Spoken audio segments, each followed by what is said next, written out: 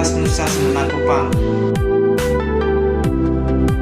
Baik, pada video kali ini saya akan menjelaskan materi hasil review buku kedua saya, yaitu Peringkat Analisis Kritis dan Pendekatan Baru Metodologi Kuantitatif dan Kualitatif dari mata kuliah Metode Penelitian Sosial. Dan setelah ini saya akan menjelaskan materinya. Selamat menyaksikan. Bab 1. Pentingnya pemeringkatan dan kekurangan sistem pemeringkatan yang ada. Nah, sekarang saya akan menjelaskan apa yang dimaksud dengan pemeringkatan. Pemeringkatan merupakan salah satu instrumen terpenting untuk mengatur pasar keuangan, yang tugas utamanya adalah menilai kualitas aset dengan mempertimbangkan faktor risiko yang dilakukan oleh para ahli independen. Misalnya, penilaian pemeringkatan terhadap surat berharga yang diterbitkan oleh bank atau institusi yang dilakukan oleh pemeringkat mandiri atau independen yang dilakukan pada kinerja atau bank tersebut. Penilaian ini juga dilakukan terhadap suatu bank dibandingkan dengan kinerja usaha serupa. Ada pula contoh lain, misalnya pemeringkatan siswa yang lulus SNMPTN dari pihak sekolah.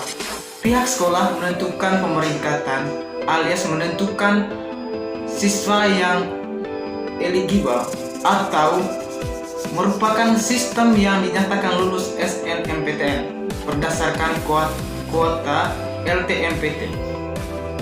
Nah, ada dua jenis pemeringkatan. Yang pertama, pemeringkatan kredit. Yang kedua, pemeringkatan daya tarik investasi. Nah, apa yang dimaksud dengan pemeringkatan kredit? Pemeringkatan kredit adalah ukuran kelayakan kredit perusahaan yang dihitung berdasarkan kondisi keuangannya, keamanan aset dan modal, dan eksposur terhadap risiko. Ada jenis pemeringkatan kredit lainnya. Yang pertama, pemeringkatan bank dan grup perbankan. Yang kedua, pemeringkatan asuransi. Yang ketiga, penerbitan instrumen keuangan. Yang keempat, otoritas regional, dan lain-lain. Peringkat kredit menyatakan pendapat lembaga tenaga, kemampuan dan kesediaan kreditur atau penerbit untuk memenuhi kewajiban keuangannya secara penuh dan tepat waktu. Sedangkan peringkat daya tarik investasi yaitu ukuran kelayakan investasi dari berbagai pihak ke suatu perusahaan untuk mendapatkan keuntungan. Bab 2. Struktur modal, teori Modigliani dan Miller. Modigliani dan Miller adalah orang pertama kali menggagas teori struktur modal. Mereka berpendapat bahwa struktur modal tidak relevan atau tidak mempengaruhi nilai perusahaan. Ada beberapa asumsi untuk membangun teori struktur modal, yaitu yang pertama, tidak terdapat Genshin cost atau biaya keagenan. Apa yang dimaksud dengan Genshin cost atau biaya keagenan?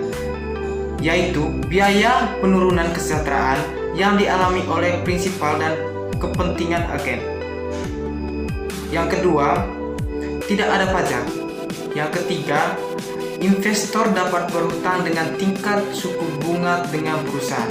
Baiklah, itu beberapa asumsi untuk membangun teori struktur modal dilakukan oleh Modigliani dan Miller. Oke, baik, ada dua jenis teori yang dibuat oleh Modigliani dan Miller.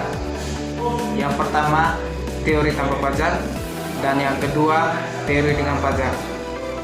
Baik, saya akan menjelaskan teori tanpa pajak. Yang pertama, teori tanpa pajak. Di sini menjelaskan bahwa tidak ada pajak, tidak ada biaya transaksi, dan tidak ada biaya kebangkrutan. Pasar keuangan yang sempurna ada dengan informasi simetri. Ada kesetaraan dalam biaya pinjaman untuk perusahaan dan investor, dan lain-lain. Mereka telah menunjukkan bahwa memilih rasio antara hutang dan modal, ekuitas tidak mempengaruhi nilai perusahaan serta biaya modal. Yang kedua, teori dengan pajak. Di sini menjelaskan bahwa dalam situasi nyata, pajak atas laba perusahaan selalu ada.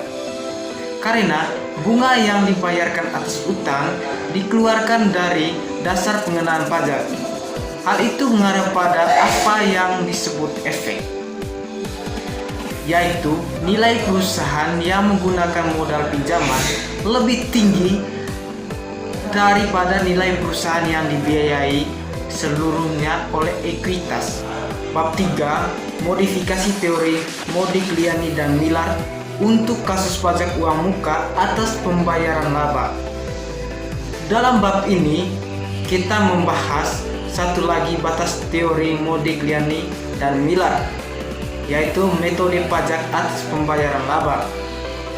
Teori Modigliani dan Miller menganggap pembayaran ini sebagai anuitas langsung sementara. Dalam praktiknya, pembayaran ini dilakukan di muka dan dengan demikian harus dianggap sebagai jatuh tempo anuitas. Kasus pajak uang muka adalah, di sini saya akan menjelaskan apa yang dimaksud dengan kasus pajak uang muka. Adalah bukti pemungutan pajak oleh pengusaha kena pajak saat melakukan penyerahan barang kena pajak atau jasa kena pajak yang diserahkan di awal saat pembayaran uang muka. Di sini dijelaskan bahwa seorang pengusaha wajib membayar pajak atas pembayaran laba. Ketika seorang pengusaha tidak menjalankan kewajibannya itu, dibaliknya akan diberikan denda sesuai kesepakatan. Di sini saya menggeneralisasi teori Modigliani dan Miller untuk kasus pajak di muka atas pembayaran laba yang banyak digunakan dalam praktik dan menunjukkan bahwa ini mengarah pada beberapa konsekuensi. Pernyataan oleh Modigliani dan Miller, konsekuensi ini adalah sebagai berikut. VACC atau Weighted Average Cost of Capital atau biaya modal rata-rata tertimbang. Biaya modal rata-rata tertimbang adalah rasio keuangan yang menghitung biaya pendanaan perusahaan untuk memperoleh aset dengan membandingkan struktur utang dan ekuitas bisnis. Tergantung pada biaya utang, VACC ternyata lebih rendah daripada dalam kasus teori Modigliani dan Miller. Akuntansi yang benar dari metode pajak atas pembayaran laba menunjukkan bahwa kekurangan teori Modigliani dan Miller lebih serius daripada yang diperkirakan, yaitu meremehkan VACC benar-benar ternyata lebih besar serta melebih-lebihkan kapitalisasi perusahaan. Terlepas dari kenyataan bahwa teori Modigliani dan Miller saat ini merupakan kasus khusus dari teori umum biaya modal dan struktur modal. Salah satu asumsi yang paling penting dan serius dari teori Modigliani dan Miller adalah bahwa semua aliran keuangan dan juga semua perusahaan adalah selamanya. Bab 4, model investasi dengan pelunasan hutang di akhir proyek dan penerapannya. Yang pertama, model investasi. Efektivitas proyek investasi dilihat dari dua perspektif. Yang pertama, pemilik ekuitas hutang, dan yang kedua, pemegang atau pemilik ekuitas saja. Baik, saya akan menjelaskan apa itu pemilik ekuitas hutang. Pemilik ekuitas hutang adalah besarnya utang yang diterima oleh seorang pemilik perusahaan atau bisnis terkait.